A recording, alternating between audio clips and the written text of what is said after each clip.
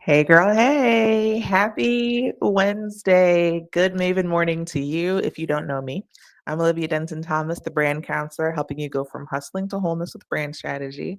And today we are talking about your visibility, which is something that I'm finding is very hard for so many people. And I understand because visibility is actually something that's extremely hard for me too. I don't necessarily like showing up. There's a little fear of being perceived that kind of like ekes up every now and then. But the reality is, being excellent in the dark means that other people don't understand and they can't experience your excellence. So, let's chat about that.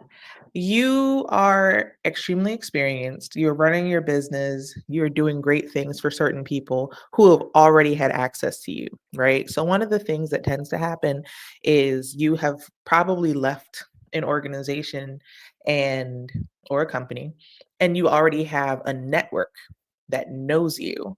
And so there are referrals that are coming through and they're amazing. And in the beginning, it feels like everything is going really well because the referrals are coming, the money's coming through the referrals. Yay, you have a business. But the problem is, after a while, referrals can kind of dry up or, things shift. Um, the economy shifts, everything shifts. And now you actually have to start talking about what you do. You have to lean into visibility. People have to see that you do what you do. Word of mouth is fantastic. It's actually by far one of the best ways to like get clients in general, not just in the beginning, but even that has to be activated by visibility. So when I say visibility, I think people hear social media. That's not what I'm saying. What I'm saying is being in places where your audience can actually see you, which means you have to build an ecosystem. You have to understand where your people hang out, what they do, what they value, and what actually matters to them when they're in those spaces. So, visibility can be networking events that are exclusive to the audience that you want to serve. Education events, right? There's always somebody teaching something, always somebody doing something for the people that you serve.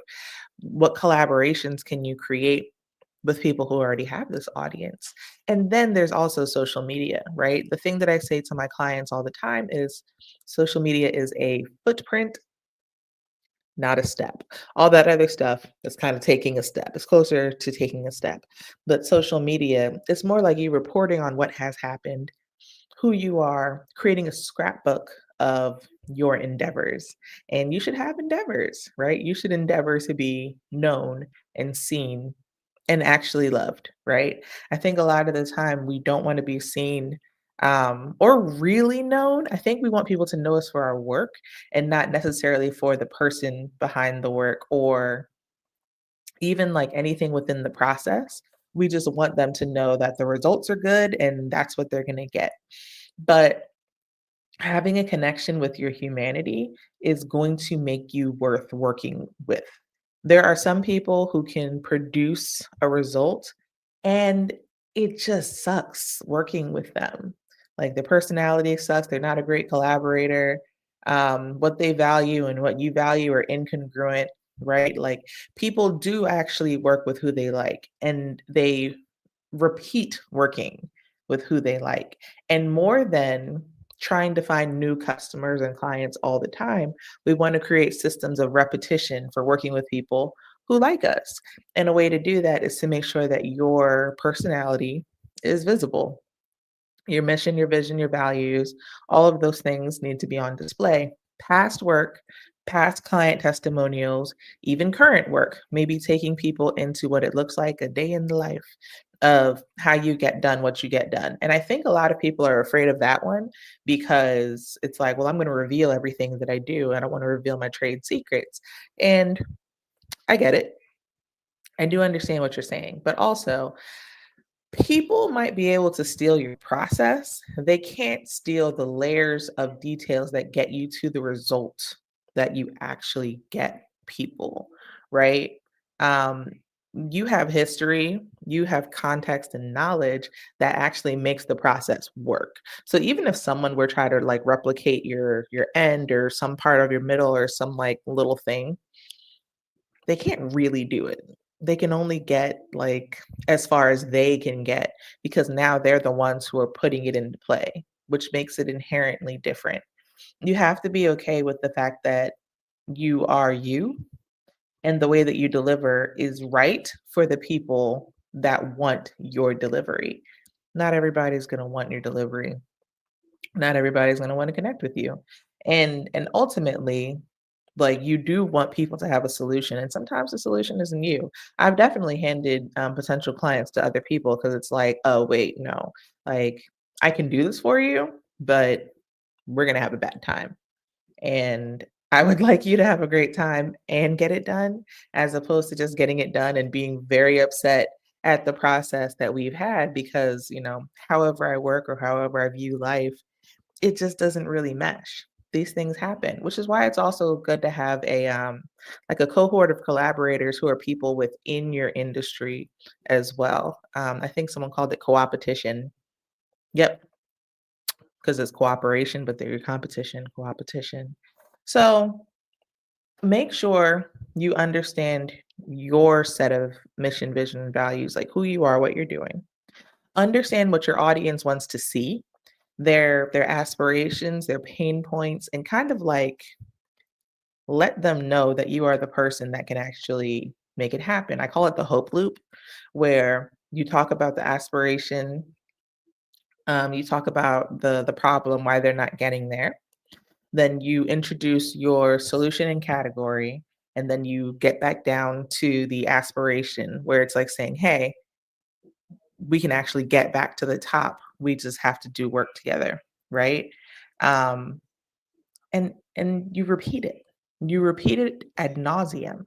And I think the thing that happens is we repeat things so often that we get tired of them. And I just said this in a session last night. Like, if you're tired of it, that's awesome, because it means you're doing your thing. If it's new every week and it's giving you the dopamine hits, it's probably not landing in the way that you really want it to land. Right? You need people to see the same message. You need people to see almost the same kind of delivery. You need them to see the same energy, right? The alignment always has to be there so that they have an understanding that you are real, that this is a situation that's trustworthy. And people see that through interaction. The same way we relate to people when we're building relationships is how we relate to businesses as they are selling to us. We want to know that, when things are happening, they're going to remain the same and deliver in the ways that they said they would deliver and behave in the ways that they said they would behave. That's how trust is built.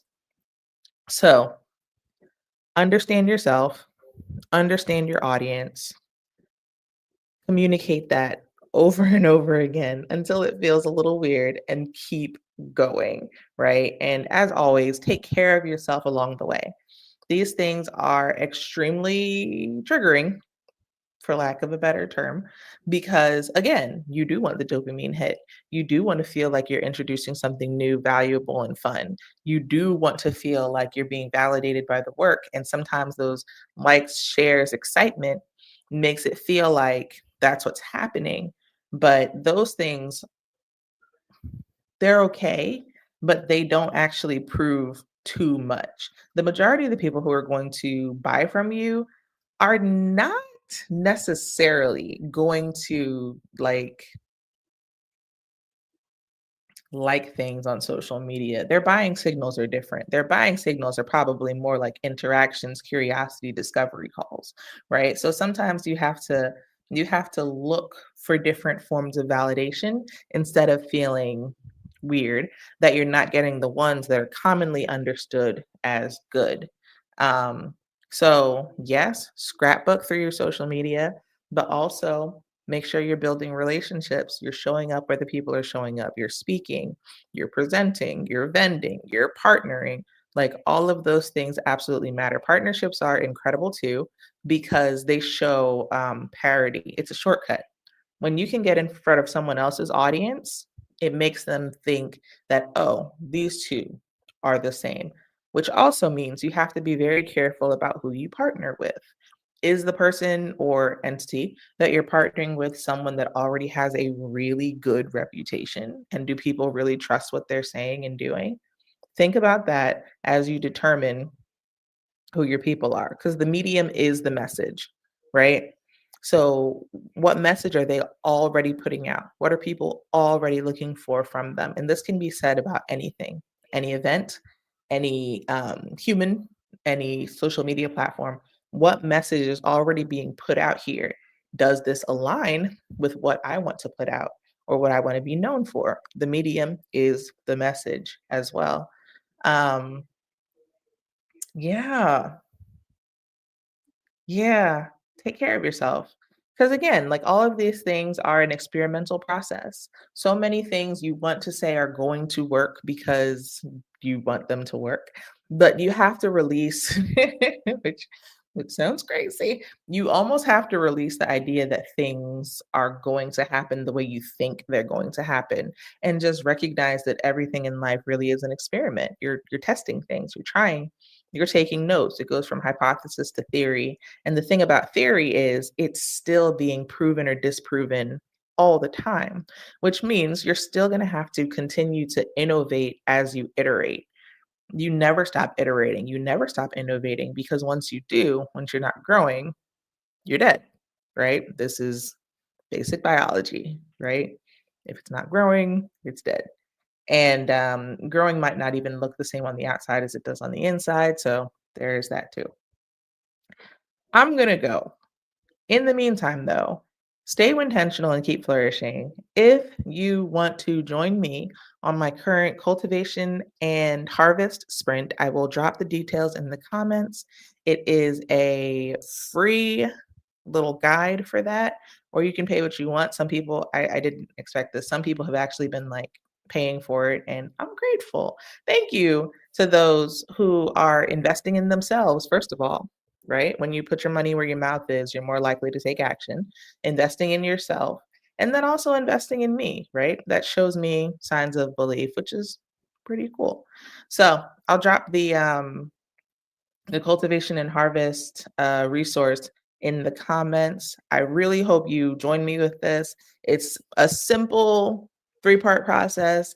Every day, create some content that speaks about your results, make a sale, a, s- a s- make a sell, right? So you're either talking to someone about like your actual product, or talking about partnership or pitching collaborations or whatever, right? Just talking to another human being with the intent to grow, and then reflect. Reflection, there are some prompts in there. I think there's about 31 prompts in there for you to not just grow your business, but grow your mindset, your soul set around business as well, so that you can keep going with the courage to make it happen. You are going to grow doing this business thing. You are. Because if you don't grow, the business doesn't grow. What can I say? So, that being said, stay intentional, keep flourishing, and I cannot wait to see you next week. All right, friends. Bye.